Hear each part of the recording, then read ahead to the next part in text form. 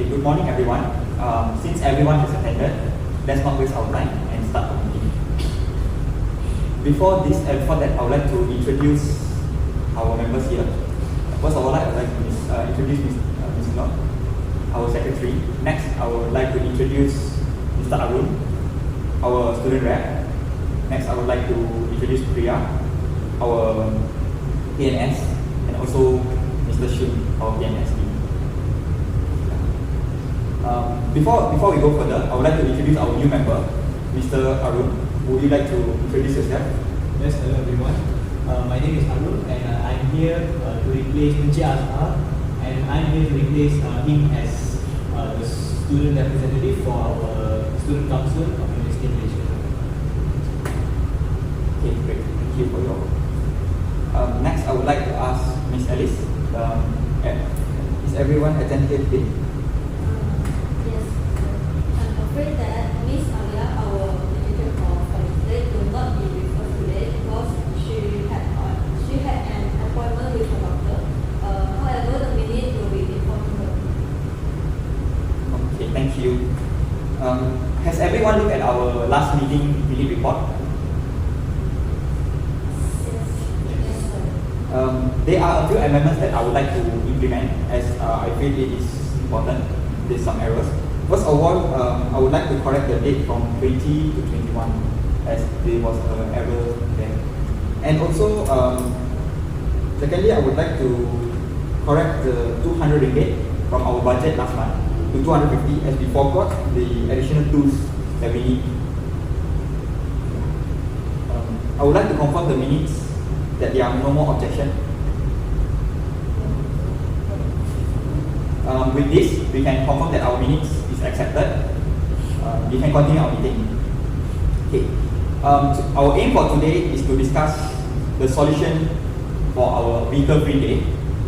As we all know that this program has received a lot of complaints and also a lot of issues came up. As a student council president and our council, we are to take this seriously as it will affect the university and the students' happiness. Yeah.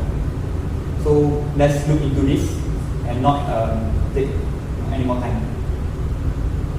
First, I would like to ask Mr. Arun what he thinks about the problem for the problems arise during this program. Okay, thank you, sir. So good evening everyone once again.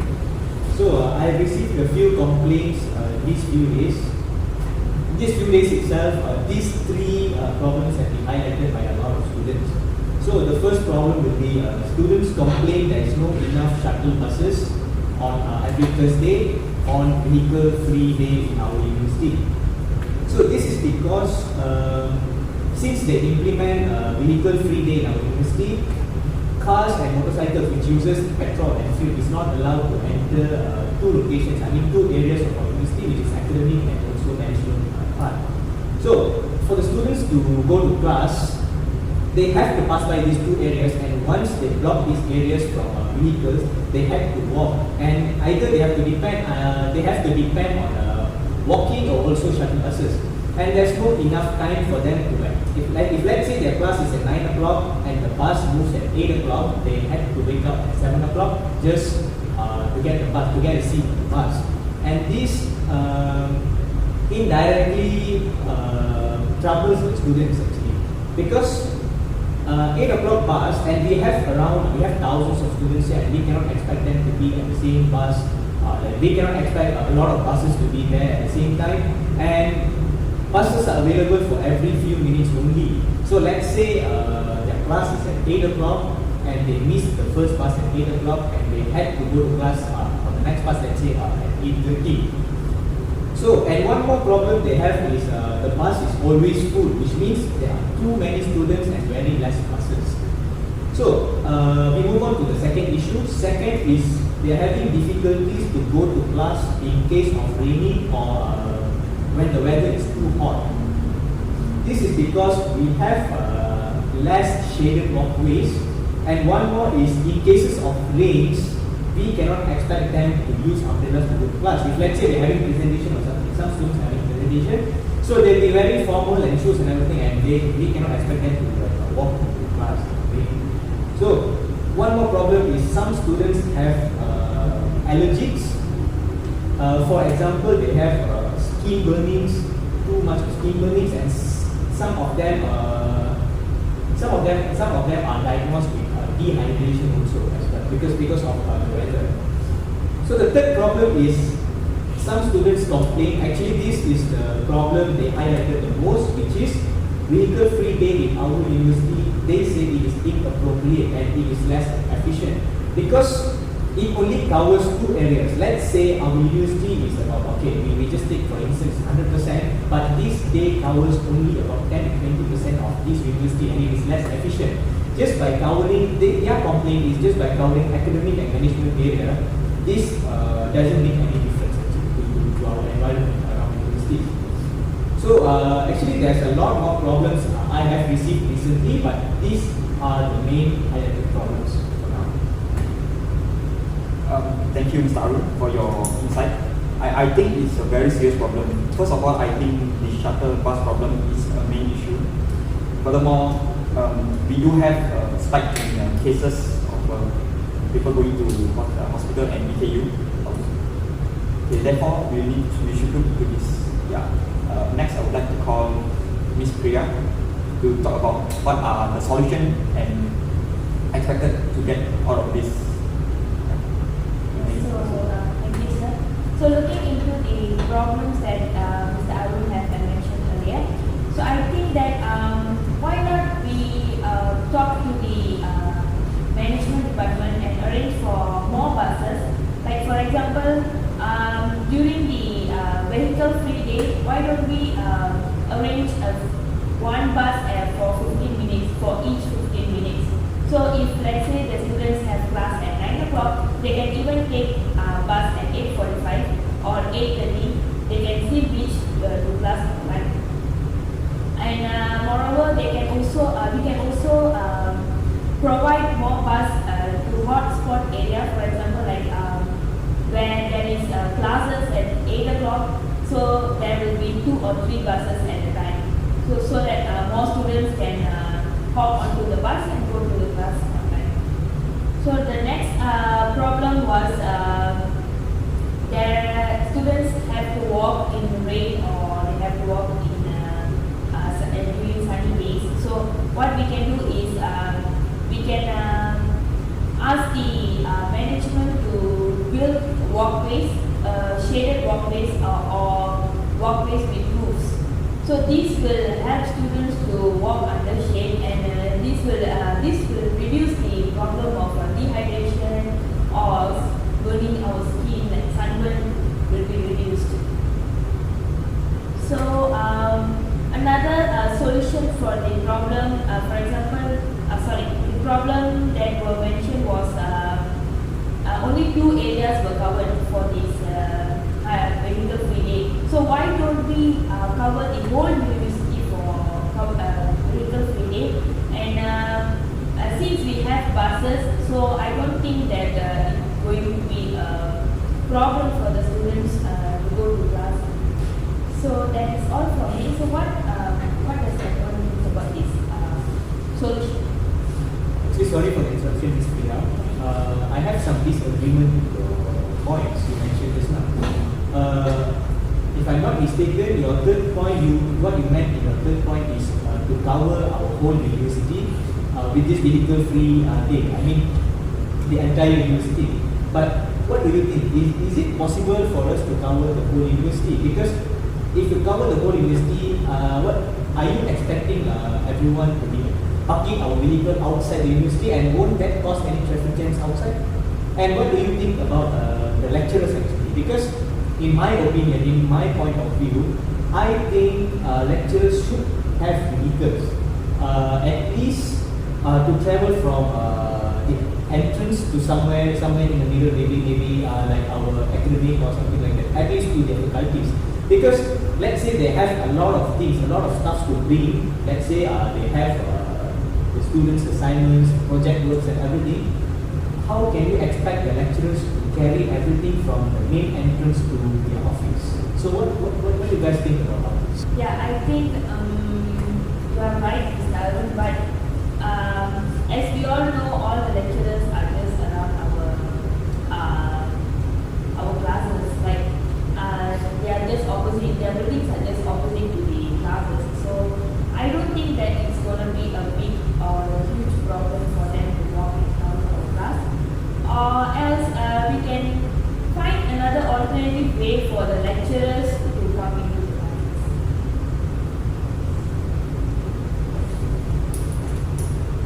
So actually, how about we change the plan to focus on students only, but not the officer and the lecturers?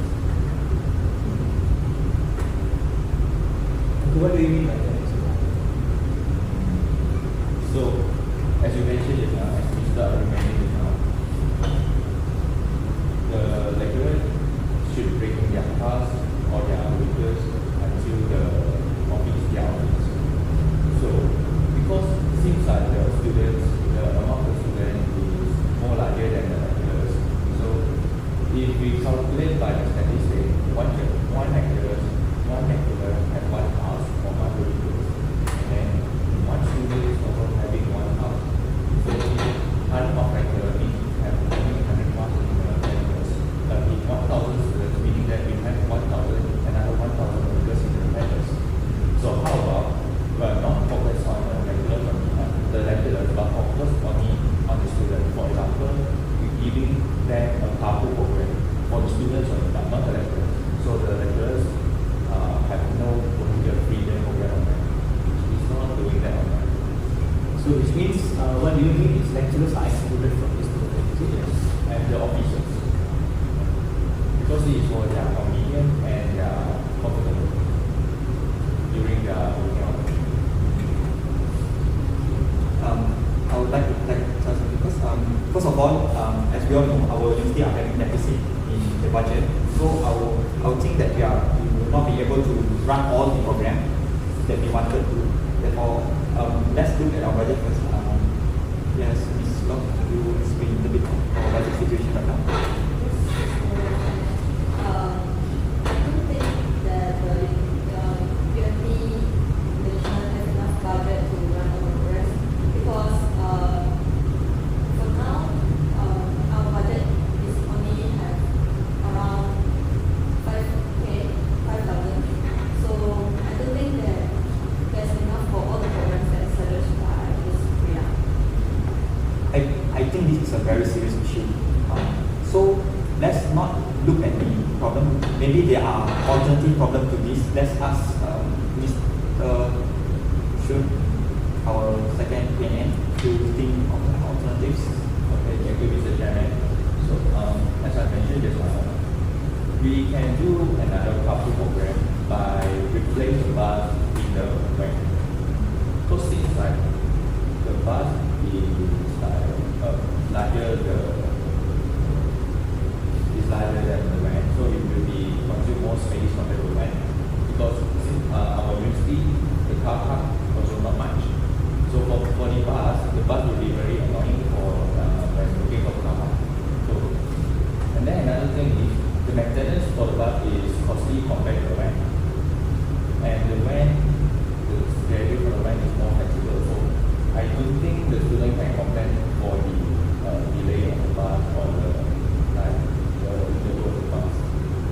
So we can manage the schedule, become more flexible. For example, every 3 minutes we provide one van from campus to the hostel or to the outside or from outside to campus.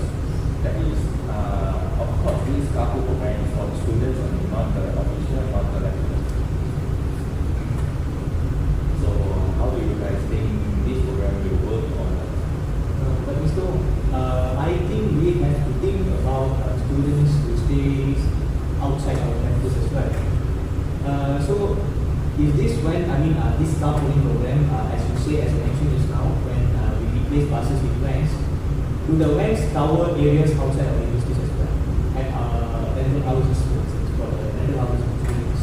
Yes, Mr. Arun, because as I researched, I found that most of the students stay in the area of the Komada area, the Masama area,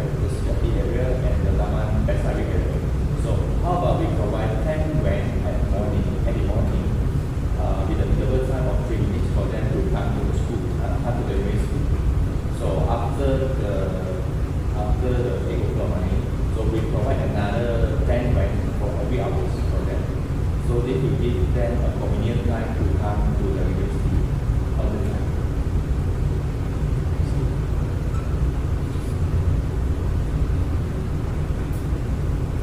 Yeah, I would like to add, why do we want to exclude all the lecturers and staff? Why not just having a specific car park for all of them? And we have a bus stop there. What do you guys think? First of all, as I mentioned just now, our university is a very small university. There are not enough space for the car park for buses and for all the students. Because with 1,000 students, there are every 1,000 commuters. There are not enough space for them, and that is not fair for the students. But however, our lecturers is lecturers. So I do think they should include in this program because they have to take their son for their children, and they have to take some stuff or something else to the office for the researching or maybe for the lectures. So, but however, the students in university is very free.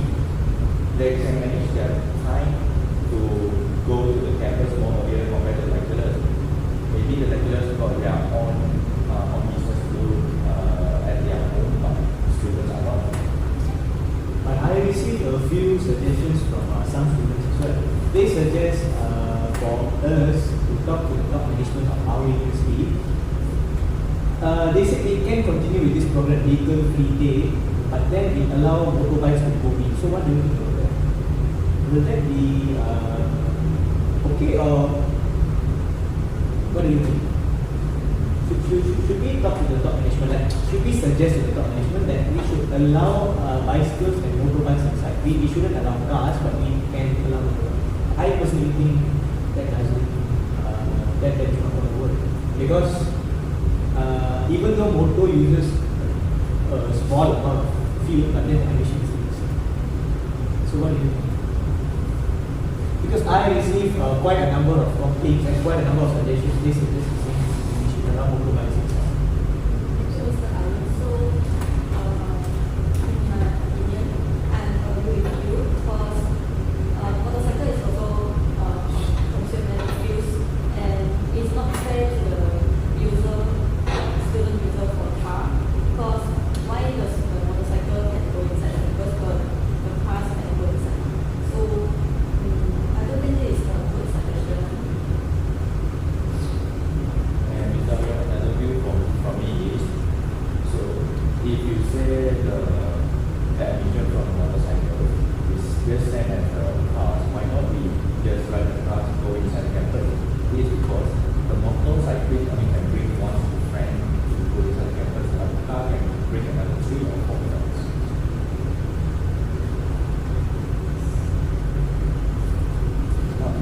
Do you have any alternatives? Yes, so I have another alternative plan.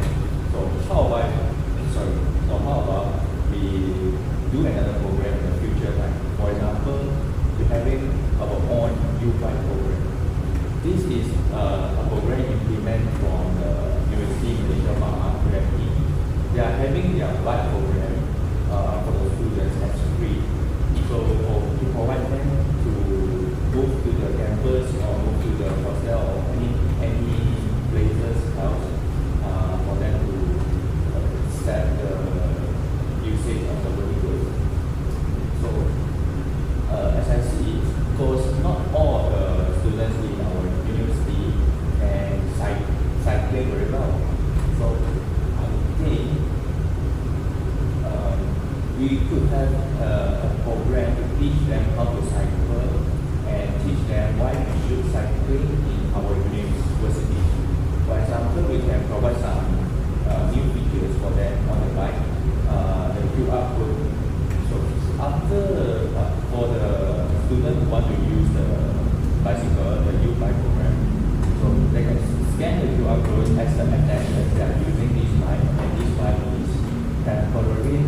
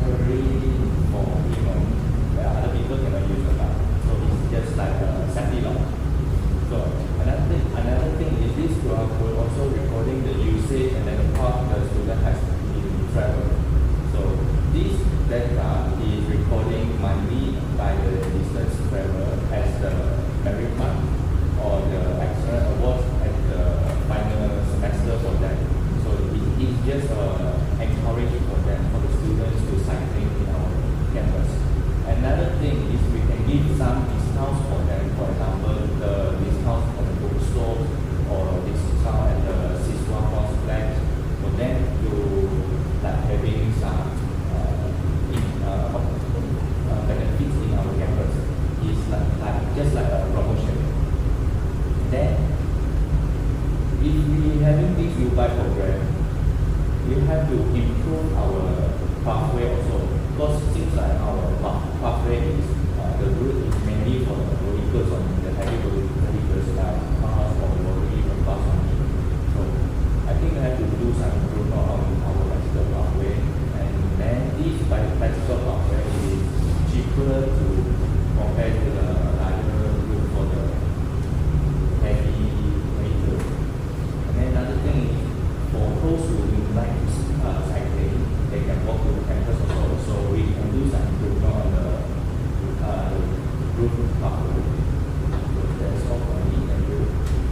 Yeah, I agree with you, Mr. Wong. But then I think we have to keep disabled students in our consideration as well. So what do you think? Because let's say a student is using a wheelchair, so they cannot be cycling. So do you have any ideas that we should provide a special kind of bicycles for them or any transport for them? Yes. So for this especially fit person, I think that they will stay at our hostel, right? So we can continue our carpool program for providing them and the way to go anywhere else. So I think there should not be no problem.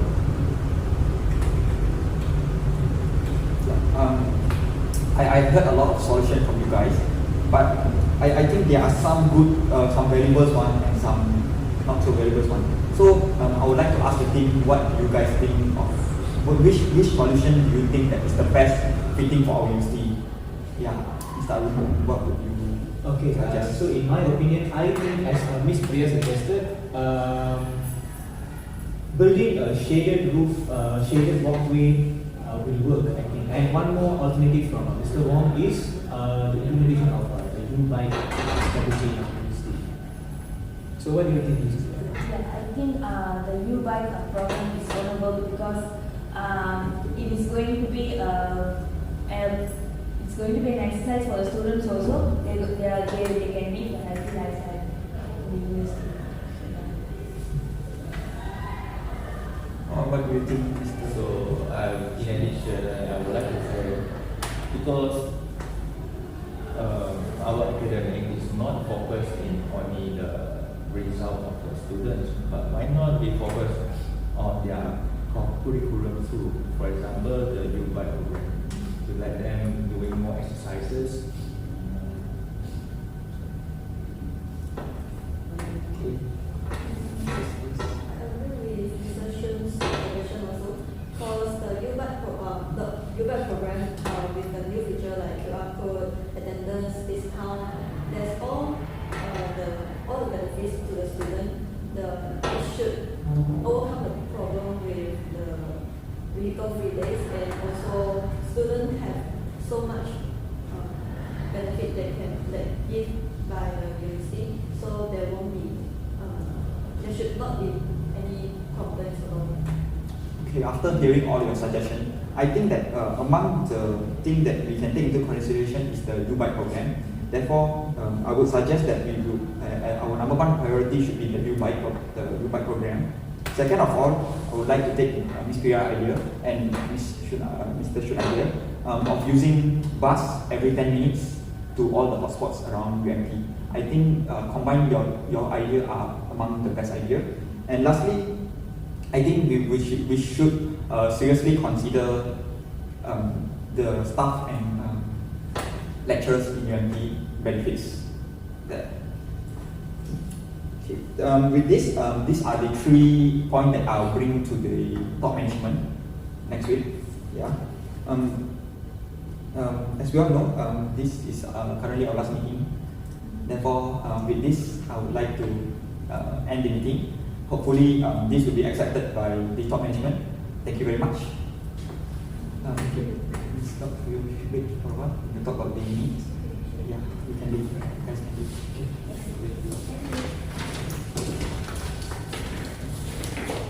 Yeah. Ms. Locke, you need to finish the report by this week, as we need to have the needs ready for the top management next week meeting. So, therefore, can you finish by this Wednesday? Sure. Okay. Okay, thank you for your cooperation. Okay. I'm going to inform you that Miss Alia wished the acceptance for today. So I will inform her the miss today by this Sunday. Okay, thank you. I hope everyone have a good day. Okay, thank you.